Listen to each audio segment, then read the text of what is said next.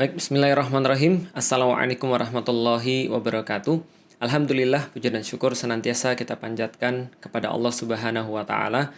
Atas rahmat dan karunia-Nya, kita masih diberikan oleh Allah kesempatan untuk senantiasa mengumpulkan kebaikan demi kebaikan, insya Allah, bukan keburukan demi keburukan.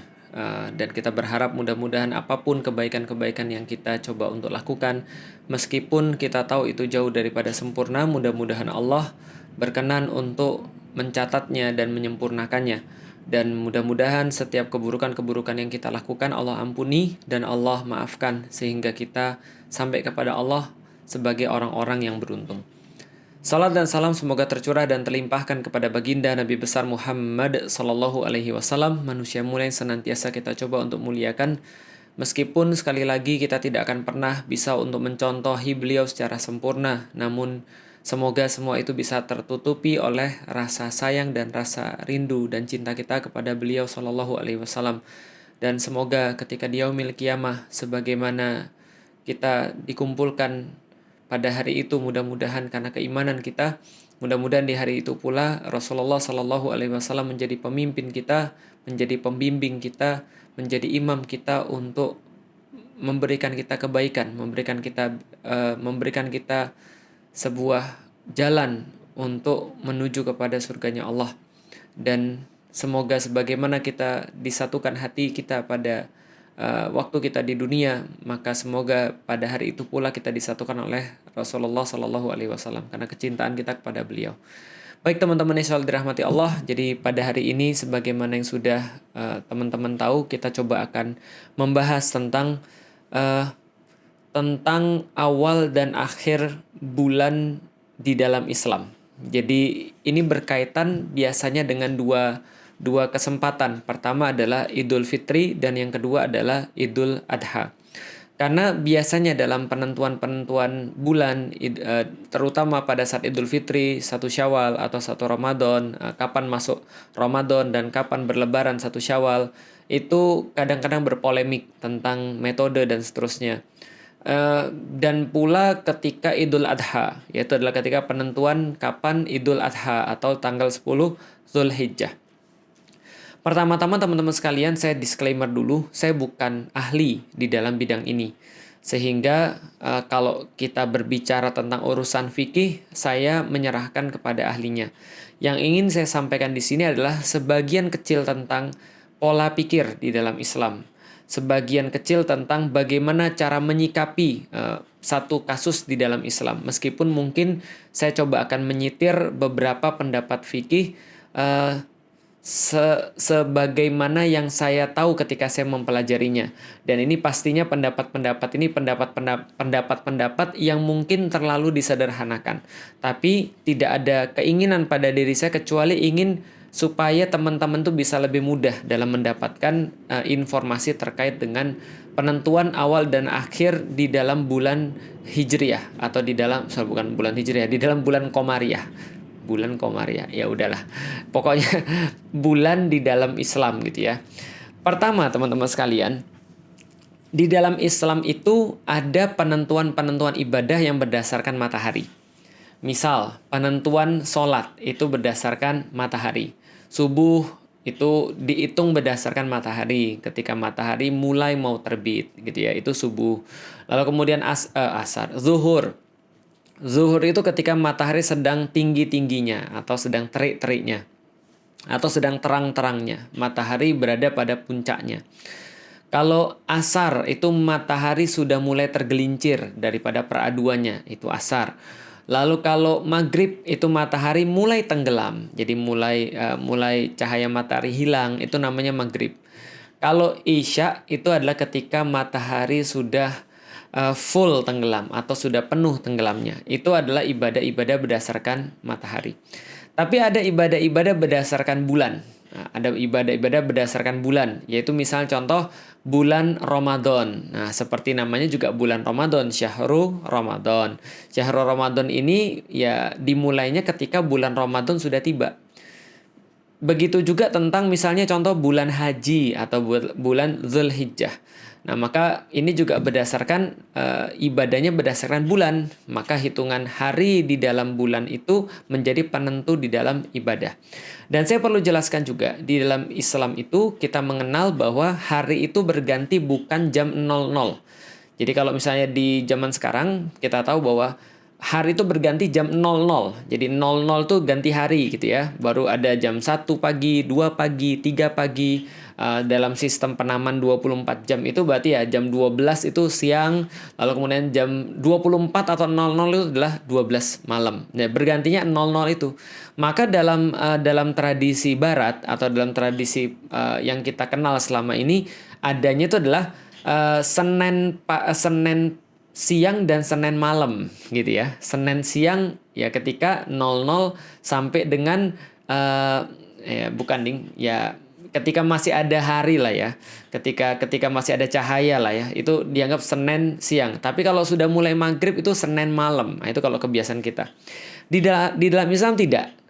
Yang ada di dalam Islam adalah Senin siang atau hari Senin, nggak usah Senin siang deh, hari Senin dan malam Selasa, nah gitu. Jadi kalau sekali lagi ya saya bedain ya, kalau di yang kita biasanya atau dari tata cara penamaan hari di Barat ya, tata cara penamaan hari dalam sistem Gregorian gitu ya, berdasarkan mereka sebutnya Senin siang dan Senin malam gitu ya. Senin siang, Senin malam.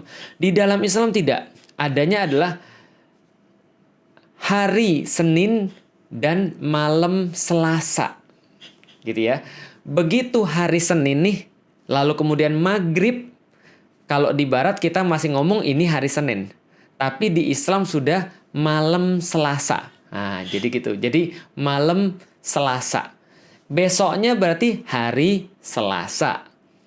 Ba'da maghribnya kalau di Barat masih Selasa malam.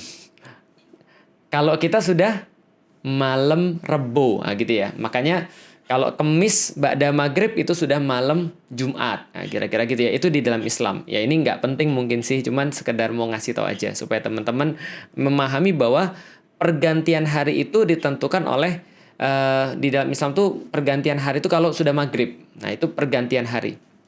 Kenapa sudah maghrib? Karena ketika maghrib ini terjadilah kita itu bisa ngelihat bulan ketika matahari tenggelam, bulan tuh muncul. Nah, jadi ketika matahari sudah tenggelam, kehilangan cahayanya, bulan tuh muncul, bisa kita lihat.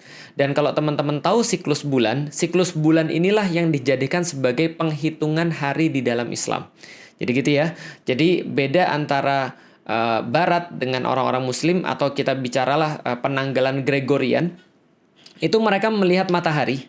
Jadi mereka melihat matahari satu tahunnya itu ada 365. Ada 12 bulan.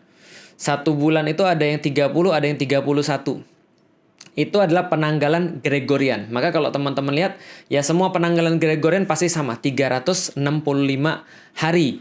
Kecuali nanti tahun Kabisat, setiap 4 tahun sekali ada 366 hari. Karena Februari itu ada 29. Oke. Di dalam penanggalan Islam, dia ditentukan oleh pergerakan bulan. Satu tahun itu ada 12 bulan. Satu bulannya itu cuma 29 atau 30 hari. Ya. Jadi di dalam Islam, siklusnya ngelihat siklus bulan. Siklus bulan, satu kali siklus itu adalah 29 atau 30 hari. Nggak mungkin lebih daripada itu. Jadi kalau di dalam Islam cuma 12 bulan, sama 12 bulan. Dan satu bulannya cuma 29 atau 30 hari. Nah, berarti total antara tahun Gregorian sama tahun Komariah itu bisa kita katakan selisihnya ada 11 hari. Jadi kalau tahun Gregorian itu 365 hari, maka kalau tahun Hijriyah atau tahun berdasarkan bulan atau Komariah itu sekitar 354 hari. Nah, gitu. Makanya tiap tahun gitu ya, itu kan Idul Fitri maju kira-kira 11 hari. Nah, kira-kira gitu ya. Maju sekitar 11 hari. Maju terus. Dan itulah beda antara kalender yang kita pakai sehari-hari dengan kalender Islam. Oke, sekali lagi ini perlu saya sampaikan di awal-awal supaya teman-teman bisa menyeluruh memahaminya. Jadi di dalam Islam itu pergantiannya pada saat ba'da maghrib ketika kita sudah bisa melihat bulan, karena di bulan itulah ada penanggalan, kira-kira begitu. Bagaimana siklus bulan? Kalau teman-teman lihat, siklus bulan tuh awalnya hitam, kosong. Nah, itu berarti kira-kira tanggal 0 ke 1 lah, kosong. Bulan mati. Nah, setelah itu ada semacam kayak hilal namanya. Jadi kayak bulan sabit kecil di bawahnya. Mungkin ukurannya kayak seujung kuku gitu ya. Nah, hilal kecil lalu kemudian membesar jadi purnama. Nah, kalau purnama itu ya kira-kira sudah tanggal 13 atau 14 gitu ya, pertengahannya. 14 atau 15 ding gitu ya, pertengahannya ya, 14 atau 15. Pertengahan daripada bulan namanya, nisfu syahr. Jadi pertengahan bulan. Nah, lalu kemudian dari purnama itu terus kemudian dia kurang lagi sampai kemudian hilalnya habis lagi, lalu jadi bulan mati lagi. Jadi hitam total. Jadi begitu-begitu aja terus antara 29 sampai 30 hari. Dan dari dulu kaum muslimin, Rasulullah dan para sahabat itu menjadikan bulan ini sebagai penanda awal masuknya bulan. Makanya Rasulullah Shallallahu Alaihi Wasallam itu pernah bersabda dalam salah satu hadisnya, sumu li ru'yatihi wa aftiru li ru'yatihi. Maka kalian itu kalau mau berpuasa, berpuasalah kalian semua ketika kalian sudah melihat hilal. Jadi bulan baru, awal penanda bulan baru, penanda bulan Ramadan sudah tiba. Begitu kemudian maghrib, lalu kemudian ngelihat ada hilal, berarti besoknya itu sudah mulai 1 Ramadan. Berarti malam-malam itu mereka langsung tarawih kalau sudah bisa lihat. Lalu kemudian besok subuhnya sudah sahur, karena mulai dari ba'da maghrib itu sudah 1 Ramadan. Malam 1 Ramadan. Jadi hitungannya seperti itu. Makanya kalau orang-orang zaman dulu begitu sudah masuk 28 Sya'ban benar, mereka sudah siap-siap tuh. Sudah siap-siap untuk melihat hilal. Begitu 29 Sya'ban, maka mereka pas 29 Sya'ban, maghribnya mereka akan melihat hilal. Ketika hilalnya belum tampak, berarti Sya'bannya jadi 30 hari. Kalau sudah tampak, berarti ya cuma 29 Sya'ban, besoknya 1 Ramadan. Kan kata Rasulullah 1 bulan itu tidak mungkin lebih daripada 30. Kata Rasulullah 1 bulan itu ya kalau nggak 29 ya pasti 30 hari. Oke, sampai di sini itu aja yang perlu saya sampaikan. Setelah itu kita masuk lagi. Rasulullah mengatakan bahwa awal bulan itu melihat hilal. Dan mengakhiri bulan itu juga ketika melihat hilal. Makanya sumu li ru'yatihi, maka berpuasalah kalian semua kaum muslimin ketika melihat hilal Ramadan, wa aftiru, dan berbukalah beridul fitri lah ketika kalian melihat hilal. Hilal apa? Ya hilal Syawal gitu ya. Jadi awal penanda bulan atau awal penanda awal bulan adalah melihat hilal. Hanya saja di sini ulama-ulama ada perbedaan pendapat. Perbedaan pendapatnya gampangnya ya digaris bawahi aja. Bukan digaris besarkan aja. Secara umum ulama itu ada 4 mazhab kan ya. Ada mazhab Maliki, ada mazhab Hambali, ada mazhab Hanafi, ada mazhab Syafi'i ya. Nah, gampangnya ini mazhab Maliki, mazhab Hanafi, dan mazhab Hambali ini bisa kita kelompokkan jadi satu. Sedangkan mazhab Syafi'i ini misah sendiri. Oke, kenapa bisa misah sendiri? Bismillah saya coba untuk jelasin secara singkat dan mudah-mudahan teman-teman bisa memahami. Jadi gini ceritanya. Ulama-ulama tuh ketika melihat dalil, itu pandangannya bisa beda-beda. Dan mereka itu akan berijtihad untuk memberikan sebuah hukum terbaik bagi kaum muslimin untuk mudah mengikuti dan taat pada Allah. Jadi mazhab ini, 4 ini, pasti mereka akan dapat dalil yang sama. Cuman cara mereka mengolah dalil ini yang menjadikan namanya ada mazhab. Makanya namanya ada jalan. Kan mazhab asal katanya adalah zahaba, artinya adalah jalan. Nah, ini jalan mana yang kita pilih.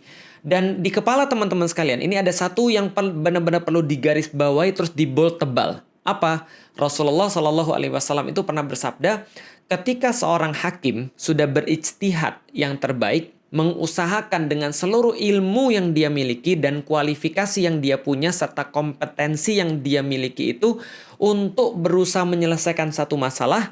Ketika seorang hakim atau seorang ulama itu sudah berijtihad, Rasulullah sampaikan pada kita, dan ijtihadnya itu benar, maka baginya 2 pahala. Dan apabila keputusannya itu keliru, maka baginya 1 pahala. Sekali lagi, garis bawahi, bold, tebal.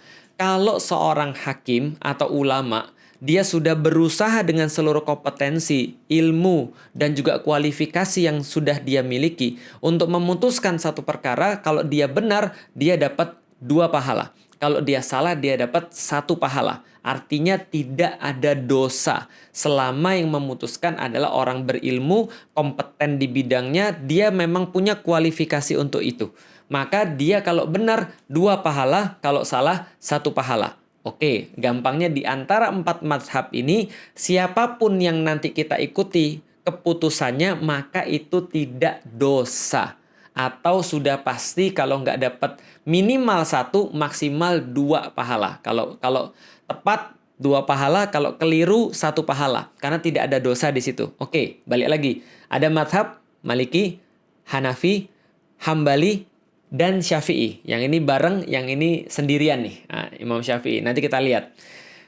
Ketika memaknai sumu li ru'yatihi wa aftiru li ru'yatihi, maka para ulama itu sepakat, 3 ini sepakat bahwasanya di situ ada perintah untuk melakukan ibadah puasa dan perintah untuk beridul fitri ketika melihat hilal.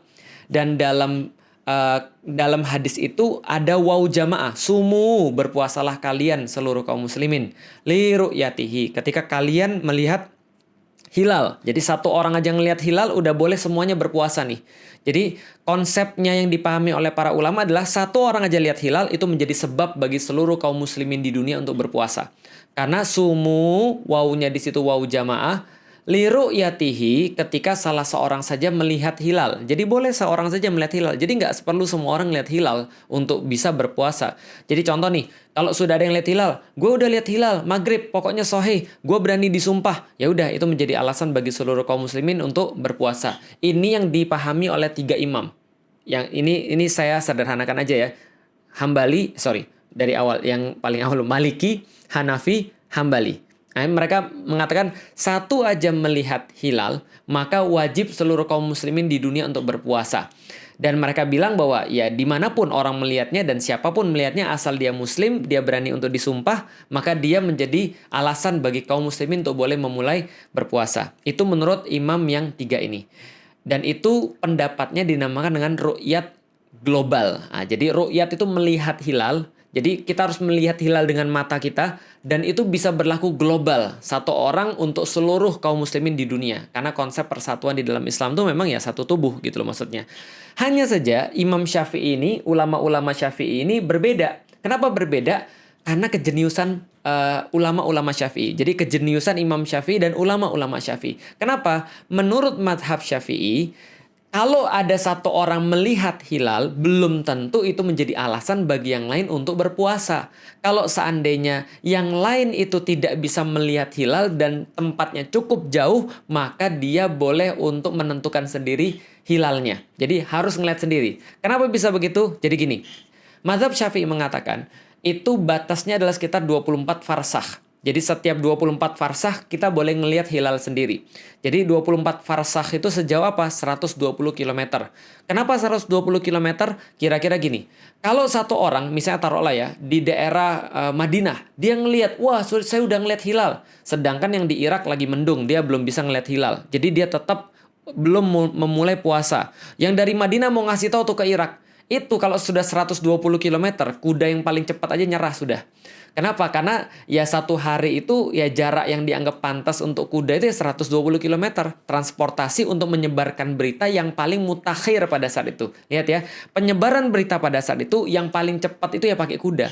Jadi kalau ada orang pakai kuda, dia jalan dari Madinah, maghrib nih dia jalan. Bro, gue sudah ngeliat hilal. Bro, gue udah ngeliat hilal. Ayo berpuasa besok. Diumumkan berpuasa besok. Ya sampai ujung ke ujung itu ya, ke ujung itu sudah besok hari lagi maghrib. Ya cuma sampainya 120 km aja. Jadi kalau misalnya di luar itu ya percuma, daripada kita kasih tahu, udah mereka lihat sendiri aja. Jadi keputusannya atau ijtihadnya Imam Syafi'i dan mazhab Syafi'i pada saat itu solusi banget. Kenapa? Karena hampir tidak mungkin orang untuk melakukan ru'yat global untuk satu orang dipakai bareng-bareng. Nggak mungkin, karena metode komunikasi yang paling cepat pada saat itu adalah kuda.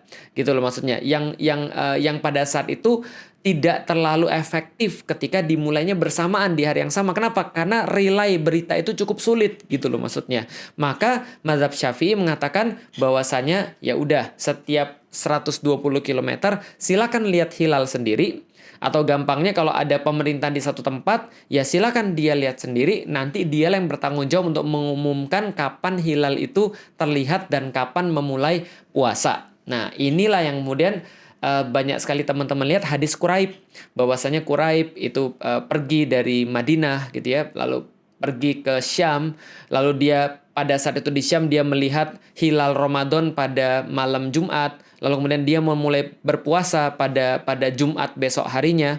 Bukan Jumat besok harinya, dia mulai berpuasa pada Jumatnya, kan malam Jumat dia lihat, Jumatnya dia berpuasa. Kemudian setelah dia kembali ke Madinah, dia ditanya sama Ibnu Abbas, kamu mulai puasamu kapan? Padahal itu sudah mau selesai Ramadan. Maka dia bilang, kami berpuasa kami lihat hilal pada malam Jumat. Dan Muawiyah juga berpuasa di hari Jumatnya.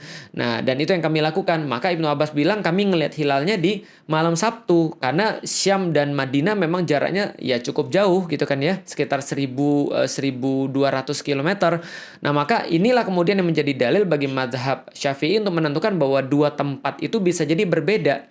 Ala kulihal teman-teman sekalian, secara singkat, di antara empat mazhab ini mereka sepakat bahwasanya kita benar-benar harus ngelihat hilal untuk menentukan apakah kita ini sudah mulai masuk ke bulan Ramadan, mulai masuk ke bulan Zulhijjah, mulai masuk ke bulan-bulan apapun atau belum.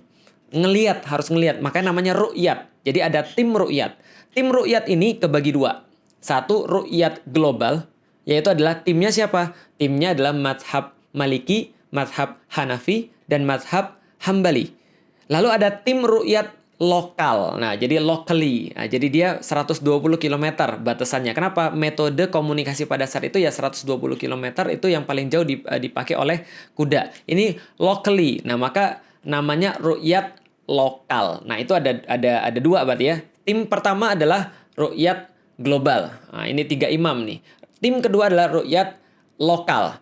Nah, hanya pada zaman sekarang sebenarnya memang ya lebih bagus kita tuh ngambil yang ru'yat global. Kenapa? Karena sebenarnya metode komunikasi sudah tidak terhalang lagi oleh kuda yang cepat. Kita bisa WhatsApp, bisa broadcast, dan segala macam. Nah, maka sebenarnya bisa kaum muslim itu dimulai satu waktu yang sama untuk berpuasa. Nah, contoh bisa kita tentukan. Memang betul sih, bumi itu kan bulat ya, sehingga satu tempat itu udah jam berapa, tempat lain udah jam berapa. Contoh kayak Indonesia sama Amerika aja kan beda 12 jam ya. Jadi kalau Indonesia jam 6 pagi, di sono masih jam 6 maghrib gitu kan ya, di hari sebelumnya. Ya tapi sebenarnya masih bisa kalau memang pengen kesatuan seluruh kaum muslimin untuk berpuasa dan berbuka di waktu yang sama. Tapi pertanyaannya adalah apakah ijtihadnya Imam Syafi'i itu salah di zaman sekarang? Tidak salah. Keliru, nggak tahu, gitu kan ya. Makanya Rasul bilang kalau ijtihad itu benar atau tepat dapatnya 2 pahala. Kalau keliru dapatnya 1 pahala. Dan kita nggak tahu mana keliru dan mana yang tepat. Kenapa? Karena itu urusannya Allah. Tapi yang jelas nggak ada yang dosa. Itu aja sih sebenarnya. Jadi itu adalah yang pertama, ru'yat. Ru'yat kebagi 2 ya. Ru'yat global dan ru'yat lokal. Tim ru'yat global siapa? Mazhab Maliki, mazhab Hanafi, dan mazhab Hambali. Sedangkan tim ru'yat lokal adalah mazhab Syafi'i. Nah, tapi tidak hanya tim ru'yat aja yang ada 2 cabang tadi. Tapi ada juga namanya tim hisab. Kenapa? Karena ada beberapa ulama juga meyakini bahwasanya Al-Quran tuh nyuruh kita justru untuk ngitung. Makanya mereka bilang hitung dong, karena memang Allah tuh sudah menentukan semuanya itu berdasarkan orbit-orbit dan sebuah perhitungan yang sudah tepat. Maka tim yang hisab ini memang juga beralasan. Karena sampai sekarang jangankan pergantian hari, orang gerhana bulan aja sudah bisa dihitung sampai berapa menit, tempatnya di mana, efeknya seperti apa, itu aja sudah bisa untuk dihitung. Maka tim yang setelah tim ru'yat yang bercabang tadi ada tim namanya tim hisab. Nah, tim hisab inilah yang mereka itu menghitung secara sains berapa kira-kira dan kapan kira-kira terjadi pergantian hari berdasarkan pergerakan bulan. Nah, hisab ini 100 tahun ke depan, 200 tahun ke depan itu juga sudah bisa ditentukan kapan satu Ramadan dan kapan satu Zulhijjah misalnya. Nah, inilah kemudian perbedaan cara untuk menentukan hari di dalam Islam. Oke, kalau gitu balik dalam kasus Idul Adha. Karena nah ini nih, kalau teman-teman mau skip yang tadi terus mau denger ini aja nggak apa-apa. Tapi yang penting teman-teman tahu alasannya.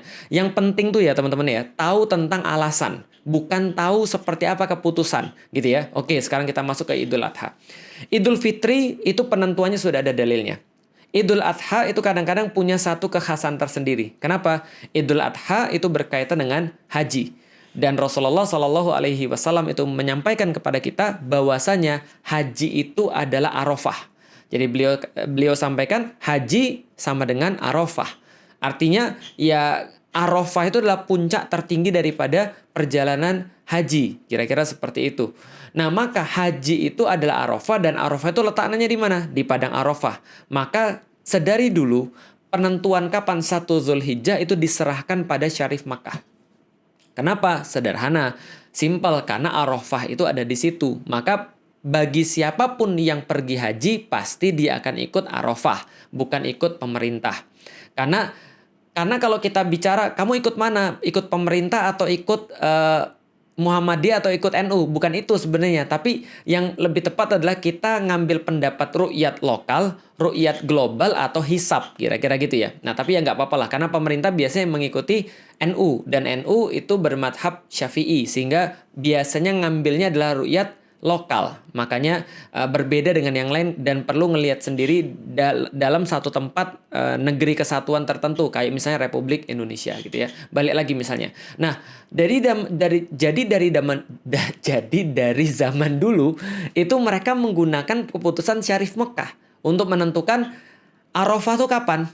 Tanggal 9 itu kapan? Karena tanggal 9 tuh wukuf di Arafah, tanggal 10-nya Idul Adha, kan gitu kan ya. Nah, itu yang menentukan Syarif Makkah. Dan Syarif Makkah menentukan pada tahun ini, tahun 2022, Arafah itu, hari Arafah itu tanggal 9 Zulhijjah itu sama dengan tanggal 8 Juli 2022. Jadi 8 Juli itu sudah wukuf Arafah mereka. Sedangkan orang Indonesia menentukan hari Arafah atau tanggal 9 Zulhijjah sama dengan tanggal 9 Juli. Nah, jadi selisihnya 1 hari. Jadi ada yang tanggal 8 Juli yaitu adalah Syarif Makkah. Jadi kalau misalnya kita nanti lihat tanggal 8 itu akan ada siaran wukuf Arafah gitu kan ya. Para jamaah haji sedang berwukuf di Arafah gitu kan ya. Jadi kira-kira gitu itu pada tanggal 8 Juli. Sehingga puasa Arafahnya adalah tanggal 8 Juli kalau mengikuti keputusan Syarif Makkah. Sedangkan di Indonesia itu telat sehari karena mereka memutuskan ketika sudah melihat bulan maka diputuskan tanggal 9 Zulhijjah atau hari Arafah sama dengan 9 Juli. Nah, maka kalau mengikuti keputusan pemerintah Indonesia atau keputusan berdasarkan mazhab Syafi'i atau ru'yat lokal, maka itu tanggal 9 Juli baru puasa Arafah. Tapi di Arab sana, di Makkah sana, mereka sudah Idul Adha gitu kan ya. Nah, jadi kita tuh ngambil yang mana? Ngambilnya adalah ya tergantung kita mau mengambil pendapat yang mana.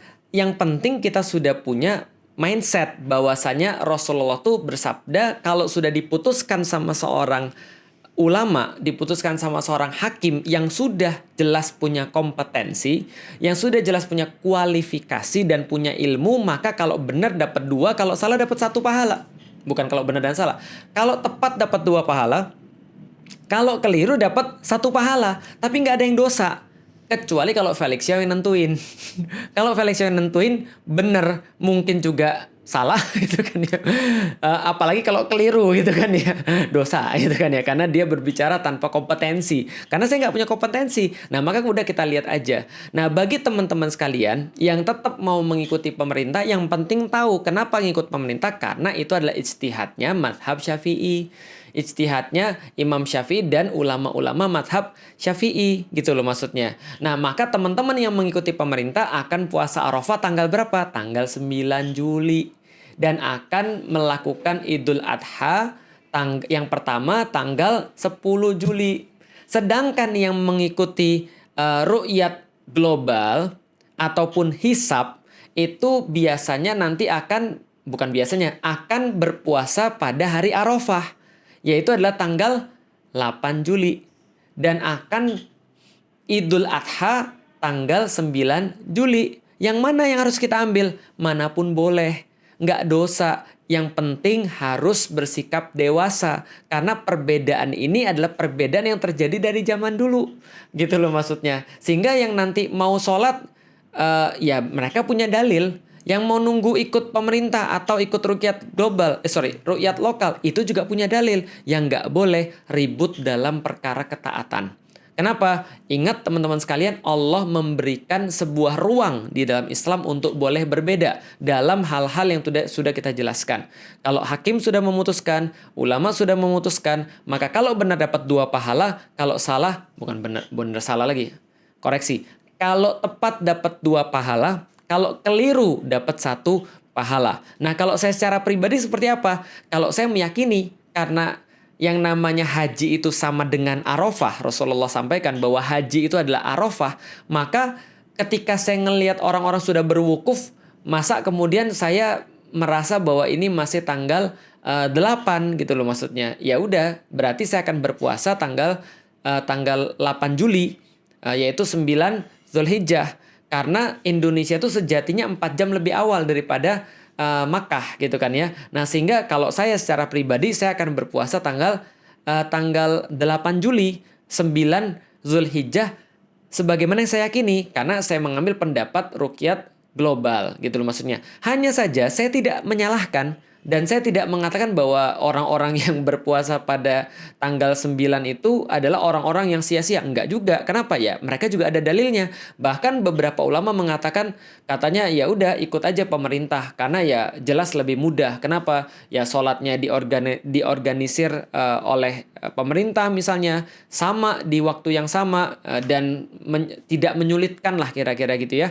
Tapi kalau memang ada yang memang membuat untuk tanggal 9 sholat id ya nggak ada masalah juga. Intinya adalah ya kedewasaan dalam menyikapi perbedaan yang memang perbedaan ini adalah perbedaan yang diperbolehkan. Yang jelas teman-teman sekalian, kalau ulama sudah menentukan, sekali lagi, kalau ulama sudah menentukan, kalau dia tepat dapat 2 pahala, kalau dia keliru dapat 1 pahala. Ibarat gini, kalau dokter sudah ngasih resep dan dokter itu memang benar-benar dokter, maka kita ikut manapun insya Allah nggak ada masalah. Yang susah adalah pasien ribut, itu yang susah. Jadi kalau dokter diskusi, ribut nggak apa-apa karena mereka punya ilmu. Kalau pasien ribut tuh ngawur. Makanya kalau ulama itu mereka diskusi, mereka debat, nggak apa-apa, bagus itu. Yang susah adalah kalau sudah sama-sama jamaah, sama-sama nggak paham, terus debat. Nah ini nggak ada ujungnya, nggak ada juntrungannya, dan sudah pasti dosa. Ingat ya, ketaatan yang kita pengen lakukan belum pasti akan berbuah pahala. Tapi pasti perselisihan yang terjadi dalam keinginan untuk taat, itu pasti berbuah pada dosa. Maka jangan sampai kita ingin mengejar satu ketaatan, tapi justru kita saling mengejek atau saling mengatakan bahwa kamu tuh nggak jelas, kamu tuh haram, kamu tuh melakukan suatu kesalahan, ini dalilnya lemah dan segala macam. Ya udahlah, namanya juga sudah ada dalil. Dan ingat loh, ini adalah keputusan para ulama yang zaman dulu juga sudah ada. Dan kalau ulama sudah memutuskan, apakah kita merasa bahwa kita lebih pintar daripada ulama? Tentu tidak. Maka kesimpulannya teman-teman sekalian, kalau boleh saya ulangin, penentuan ini sebenarnya ada dua tim. Satu adalah tim ru'yat, harus ngelihat sendiri. Ada tim hisab, tinggal dihitung aja. Nah, tim ru'yat punya dalil, tim hisab punya dalil. Tim ru'yat ini nanti akan bercabang lagi jadi 2, yaitu adalah tim ru'yat global, yaitu adalah timnya mazhab Maliki, Hanafi, dan juga Hambali. Ini satu orang yang ngelihat hilal bisa untuk menjadi alasan seluruh kaum muslimin di dunia untuk berpuasa, sebagaimana dalil yang sudah saya sampaikan. Tim yang kedua adalah tim ru'yat lokal, yaitu adalah timnya mazhab Syafi'i. Kita ngambil yang manapun itu adalah kebaikan. Jadi kesimpulannya, yang berpuasa pada tanggal 8 Juli untuk puasa Arafah, hari Arafah 9 Zulhijjah, maka itu adalah pendapatnya ada dan sah. Yang mau berpuasa Arafah pada tanggal 9 Juli atau 9 Zulhijjah dalam pandangan mereka, yaitu adalah ru'yat lokal, maka itu pun juga ada pendapat ulamanya dan itu pun juga sah. Yang nggak sah, yang salah adalah yang ribut lalu gontok-gontokan atau ngejek-ngejek temennya dan dia tidak melakukan ketaatan kepada Allah. Artinya yang mau id tanggal 9 Zulhijjah yang mau id tanggal 9 Zulhijjah, astagfirullahaladzim. Yang mau id tanggal 9 Juli atau 10 Zulhijjah dalam hitungan ru'yat global itu ada dalilnya. Yang mau id tanggal 10 Juli atau 10 Zulhijjah dalam hitungan metode ru'yat lokal itu pun ada dalilnya. Yang nggak ada dalil, ngeributin perkara-perkara yang Allah bolehkan dan Rasul bolehkan untuk berbeda. Gitu ya, wallahu a'lam bishawab. Mudah-mudahan bermanfaat. Sampai jumpa lagi. Assalamualaikum warahmatullahi wabarakatuh.